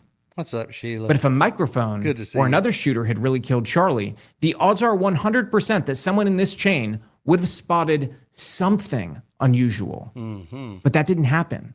Right. No one involved in Charlie's medical care or his autopsy has even hinted that there might have been some other cause of death. Have they hinted at anything whatsoever? I'm not convinced there was an actual full autopsy done. Barron has touched on that the last few days. I think that they did a air quotes autopsy because they had to, but I kind of feel like maybe it was really rushed and it was not very detailed. And the defense has kind of actually hinted to that. That there might have been just something weird. What's up, Brett? And then you get to the people who would have to be involved in the operation itself. Good to see you, it goes buddy. without saying, under Candace's theories, Robinson's defense team, they must also be compromised. That's the only way to explain the fact that Robinson's lawyers didn't introduce any of Candace's theories during the lengthy preliminary hearing last week. Why would they? It's a preliminary hearing. It's really mainly for the prosecution. It is the prosecution to show that they have enough probable cause for a hearing or for a trial to take place. So why would they? You'd think that if there was evidence a bomb had killed Charlie Kirk, or that it's just not the time for them to start, bringing alternate theories and all of that. It's just not what that hearing is intended for. Egyptian military was involved, or the French Foreign Legion, or guys in maroon shirts, or Trump, or the CIA, or a B cult. Yes, a real thing she pushed. Then the defense would have presented it. This was their opportunity to get a judge to release their client. But Robinson's attorneys did not call any witnesses.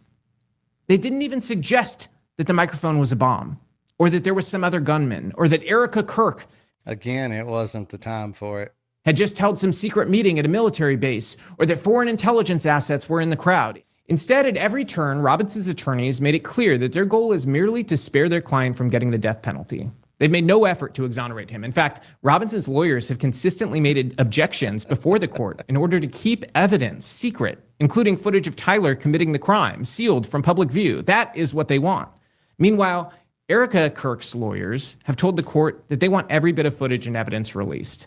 Media has asked for the same thing. Exactly, Haunted, and good to see you here. I don't think I've seen you in here before. Again, please forgive me if you have been here, but I hope you heard our rules. Please follow the rules. Hopefully we'll be seeing you here a bunch. We've got that rule that if you show up once, we want you here all the time after that. So this is the best chat on the internet. And yes, exactly. That is in the most, the fullest extent of the phrase or the term, prejudice or tainting the jury pool, or yes, That is exactly what it is. And also, I've said this before, I'm worried about Tyler, making it to trial, because you get most people thinking that he's guilty. If he gets unalived, then you don't get all that pressure from the public. Oh, well, he was guilty. Guilt overtook him. He did what he had to do, and let's move on. And I'm afraid that's what's going to happen, and I hope like hell it doesn't. But yes, good to see you here. Tuesday, Wednesday, Thursday, 8 a.m. Central, Friday, 6 p.m. Central, Saturday and or Sunday between 6 and 8 p.m. Central. So yeah, please hang out with us, and love to see you here again. Welcome. This chat will make you feel super welcome, I promise you. So have the prosecutors. Robinson's lawyers, the very people you'd expect to be shouting from the rooftops about a vast conspiracy. Yeah, I've been hearing a little bit about that too, KTB, about the weapons thing. So they could poke holes in the official narrative as much as they possibly can. They're the only ones who are trying to hide the available evidence from public scrutiny. Think about that. For Robinson's lawyers, their literal job is to find holes in the state's case. A framed client is the case of a lifetime, career making, headline making. They would have full discovery access to every piece of evidence. These people could write books that would make them wealthy and their grandchildren wealthy. Or get them all dead. The theory requires them to sit on this proof of a frame-up, the frame-up of a century, against their own client's interests and their own fame and fortune. So yeah, the defense team and their staff have to be in on this at a minimum, right? And so do Robinson's parents, who haven't said a word in public about this alleged plot to frame Tyler. And for good measure. But would they? And what if they don't need to speak out? What if, when they get called to the stand, they, assuming this is the truth, but they get up there and they tell the truth and they say, no, so we didn't see the picture and recognize that as our son. But we knew that his name was out there, and we also knew that there was enough there was enough similarity there that we were concerned that he would be picked up for it, especially with his name being out there. And we decided to jump the gun, get him there, so we didn't end up with some trigger happy cop shooting him dead, in a raid. What if that's what they say? I mean, that kind of completely throws out the whole his parents turned him in part. You have to include the retired county detective who helped convince Tyler Robinson to turn himself in. Surely, if that guy had been interested in the truth, he would have encouraged Tyler Robinson to plead his innocence here. Then we can get into the congressional intelligence committees with subpoena power, the inspector generals, the journalists at every major outlet, including outlets ideologically motivated to blow this wide open. A proven state assassination of Charlie Kirk would be the biggest story in American history, at least in my lifetime. Every reporter on earth would want it. But none of them have broken such a story, which obviously means they're in on it too. And as we all know, the implication from Candace Owens has been that KTB, yes, that would have been Greg Lake, the Enthogenic Esquire. Yes, we do every Friday, unless one or the other of us has something else going on. Yes, he is really good. Go check him out. Greg Lake, the Enthogenic Esquire. He's really good friend of mine, great dude, and he's always breaking this stuff down from a lawyer's perspective. Go give him a follow for sure. And be looking for some collabs with me and him. We do, like I said, we generally do one once a week. Erica and Turning Point are also involved. One of her main pieces of evidence seems to be that Erica supposedly lied about her young children waking up in the middle of the night. Watch this. She then says that Charlie woke up for a snack at 2:45 in the morning. Welcome, Narendra Patel. Good to see you. And yes, she has some crazy ass eyes, super crazy. Good to see you here. Hopefully we'll be seeing you more. This is the best chat online. So please do hang out with us as often as you can. Make sure you're subscribed and got the notifications on, because we do this quite often. And apparently he was so loud, the apartment's small, and maybe it was his excitement. He's like, yeah, you, yeah, I'm so excited. Who knows? Okay, we're not clear on that. But the implication is that's what woke up her 3-year-old daughter at 2:45 in the morning. That's not when toddlers at the age of 3 wake up, okay? These are sleep-trained toddlers, okay? Gigi wakes up at 2:45, 3-year-old kid. Auto hoax. Look, I have thought about this so much, and there's a lot of people that have for sure questioned this. And look, I'm open to anything. I'm not married to anything in particular, but at the end of the day, I feel like this whole thing, I feel like was intertwined. I feel like the whole Israeli part and the corruption going on at Turning Point, I feel like it was a combination of those two that got him killed. We know that he was starting to question where the money was going, where some of it was coming from. He did ask for the Doge style effort. We got to be careful not to say audit. But, you know, they kept him on the road 360 days a year. He hired people he thought he could trust to actually run the business. He did what he loved, you know, campus events, speaking engagements, and all of that. He hired people to do the rest. And I feel like he was starting to wise up to the corruption that was going on. And besides that, the cherry on top, the icing on the cake, was his evolving stance on Israel. That's just my opinion. I'm not married to that, and I'm open to anything. You know, we may find out something bad.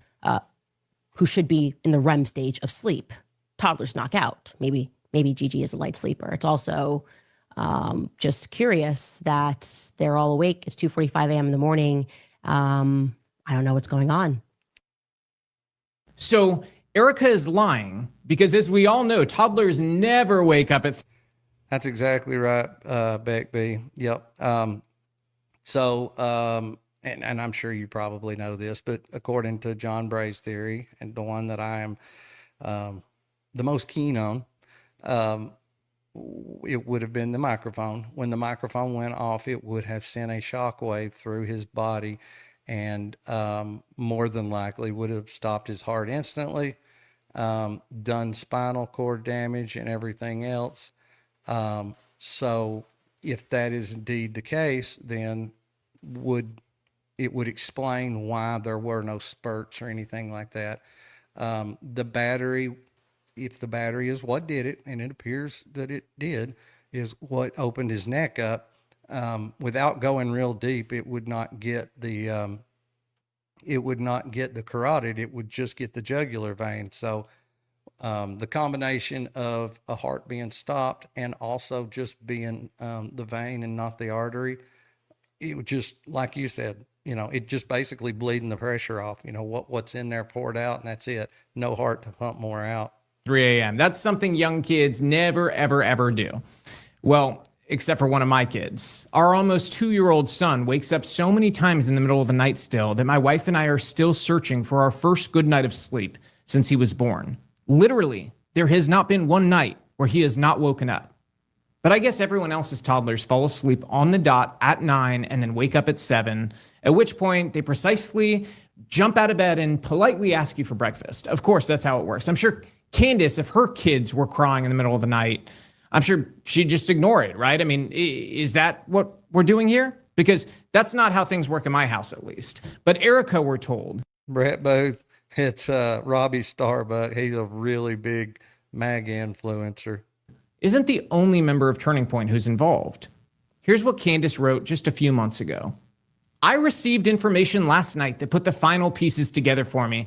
I can now say with full confidence that I believe Charlie Kirk was betrayed by the leadership of Turning Point USA and some of the very people who eulogized him on stage. Yes, I will be naming names and providing evidence for my claims. You were lied to, and leadership knew. Meanwhile, on Instagram, here's what Candace wrote in December. It feels like today will be the day the government can no longer deny it. Charlie Kirk was assassinated and our military was involved. Can't wait to share this information. I guess those both can't be true at the same time. Why could the military not have, and not the officially directly from the Department of Defense or Department of War or whatever from the White House, but why could not some rogue element of the military had this device designed and created? Why could that not have happened? And then, whoever facilitated the getting it to Turning Point. And then, even these people that she said betrayed, that's what she said was betrayed. She didn't say they directly did anything. but knowing it's coming and not stepping up and saying something, it would be the same as betraying. So, but why could not some rogue element of the military facilitate this, and then everybody in his inner circle, if they knew something was coming, and or if they knew after the fact what had happened, and they keep their mouths shut, that is betraying him. So why is that so unbelievable? With you guys today. So that's Turning Point, the military, Erica Kirk, the lawyers, the congressional committees, many of the people in attendance at the events, about 6 different law enforcement agencies. I lost fingers here. All the people planning the evidence and planting it, the medical examiners, the doctors, and so on. This is a pretty big conspiracy. And that's not even getting into the Freemasons, the French Foreign Legion, Charlie's Own security detail, some B cult, Rob McCoy, Jewish donors, Egypt, etc., etc., etc. And I'm definitely leaving some out too, because it's hard to keep up with the ever-changing villains. So by my rough estimate, even with the minimal number of conspirators I've discussed so far, this brings us somewhere between, let's say, 800 and 2,000 people who would be involved in the murder of Charlie Kirk, assuming, of course, that Candace Owens and Ian Carroll are right. No conspiracy like this has existed in my lifetime, but they want us to believe that the assassination was indeed a conspiracy, but that only the very wise and discerning who watch Candace and watch Ian can detect it. And by the way, this wouldn't simply be a vast and unprecedented conspiracy. It would also be... No, anybody that looks at the circumstantial evidence and the chain of events, and even the physical, the literal part that you could see with your eyes. Anybody that can look at that with an open mind, you don't have to be somebody special and get this from somebody special. You just got to have an open mind and actually look at this objectively, instead of just naturally reacting and say, "Oh, the widow." The first major conspiracy theory that actually made less sense than the events that took place as they say they did in the official version. In the official version, it's easy to comprehend how Charlie Kirk was killed. A left-wing militant terrorist inspired by the insanity of gender ideology. This is a left-wing militant terrorist that never talked politics with his alleged boyfriend, and not only that, never spoke of transgender, issues, LGBTQ and all that, never spoke with his alleged boyfriend about any of that, and yet that alleged boyfriend is supposed to be his whole motivation for doing this. Square that circle. And leftist politics, walked onto a roof and shot him. It's simple and straightforward. He's a madman, like others we've seen from the left quite regularly, who have turned to terrorism. The conspiracy theory, though, makes infinitely less sense.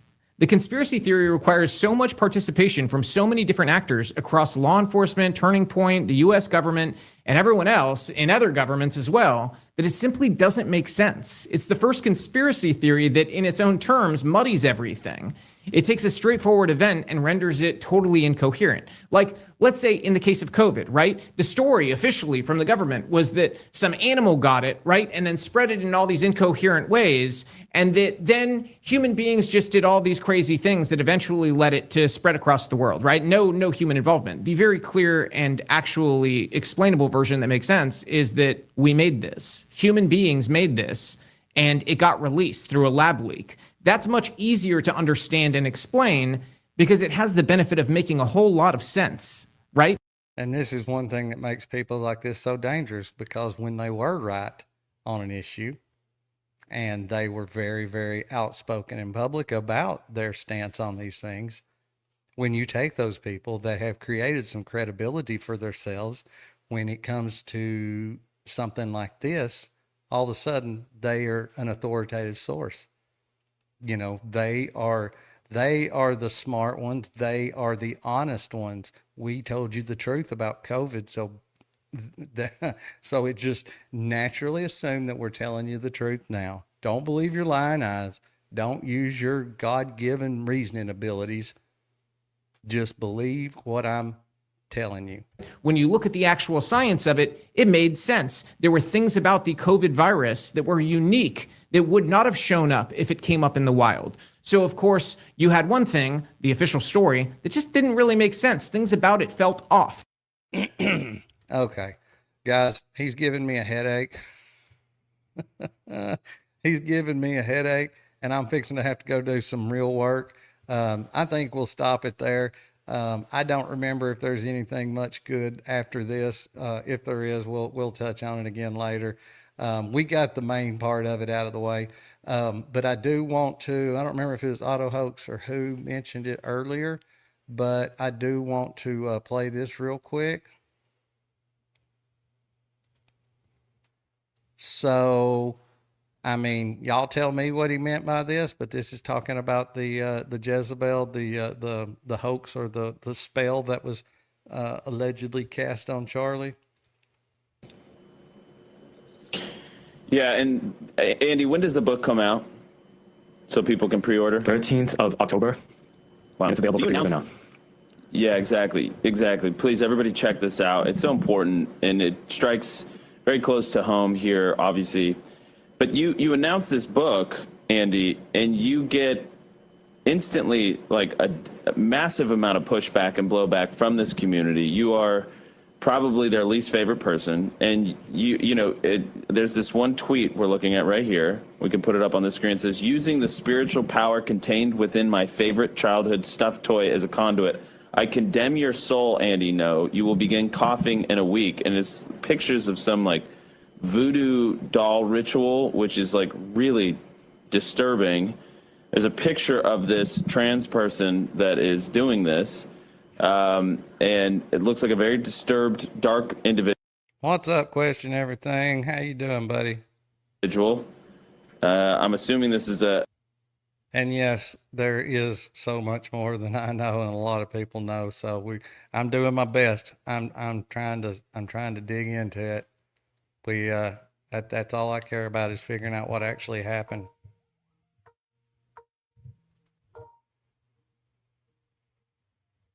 As a male dressed up like a woman, and that's the person putting this sort of hex on you or something, right? And why this, when I saw this, I was like, Andy, you gotta come on, is because it instantly reminded me of what it reminded you. You posted about it, but instantly when I saw the threats against you, and I remembered, we paid some Etsy witches to curse Charlie Kirk.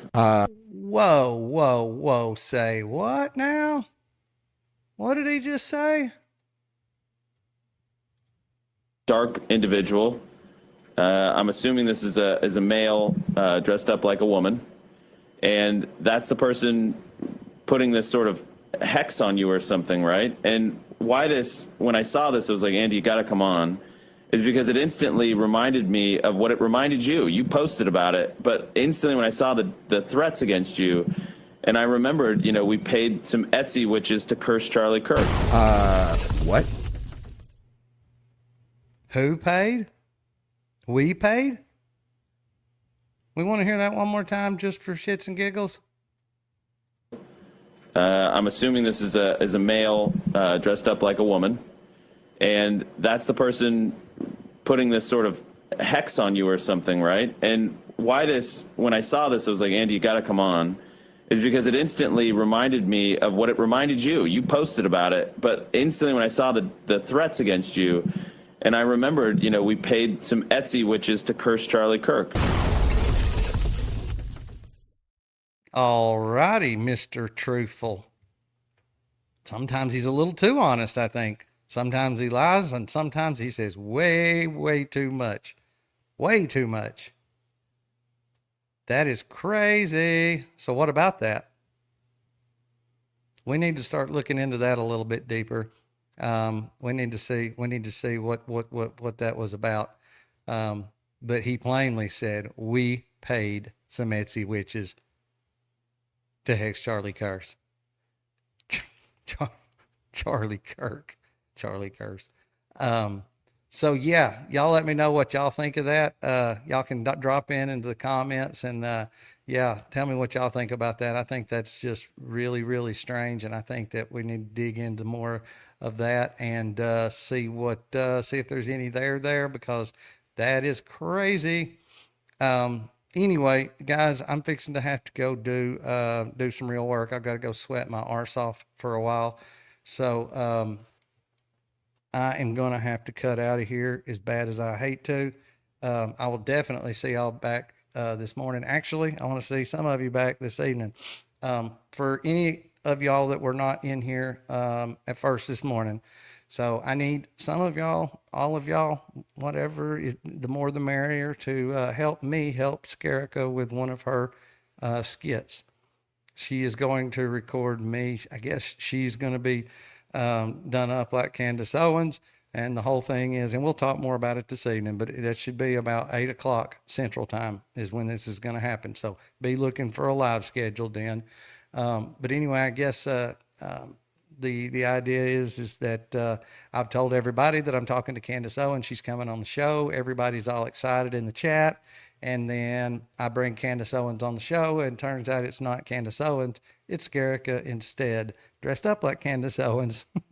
And so when that happens, she wants my chat to start, you know, oh, kiss my ass, you're such an asshole, I'm unsubscribing, you know, worst channel ever, and all that good stuff. So, and I'm not sure what the rest of it is. I'm not sure how this thing turns out, but she did want to do that and record that. I do know that Barron's also going to be in this, so it should be good. Scarrica does some good stuff, and she wants some help with it. So y'all help me help her if you'd like. But if you see the live, just don't be expecting a full normal live. But you know, we'll get in here and we'll talk about it beforehand and what exactly we're going to do and how, and then we'll do this, get it recorded, and we'll get out of here. But anyway, so like I said, if many of y'all wants to and can show up this evening, that would be lovely. But I'm going to get off of here. I'm going to go to, whoa, hold on. I'm sorry, just about forgot. Okay. Keza, let's see. Sorry, I can't afford teal. That is okay. Thank you so much, Kez. I really appreciate it. Hey, every little bit counts.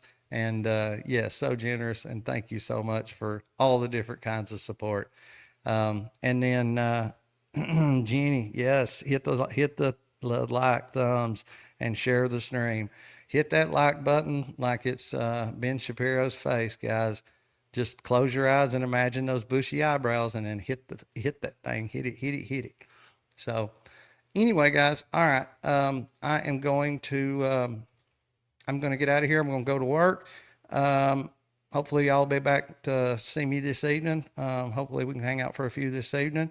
Whoever can't do that, though, I will see each and every one of you back right here real soon. And hey, thanks for all the new people. And look, we expect to see y'all back. So thank y'all, guys. When the facts get twisted and the lies stack tall, my red, white, and blue heart starts at answering the call. Question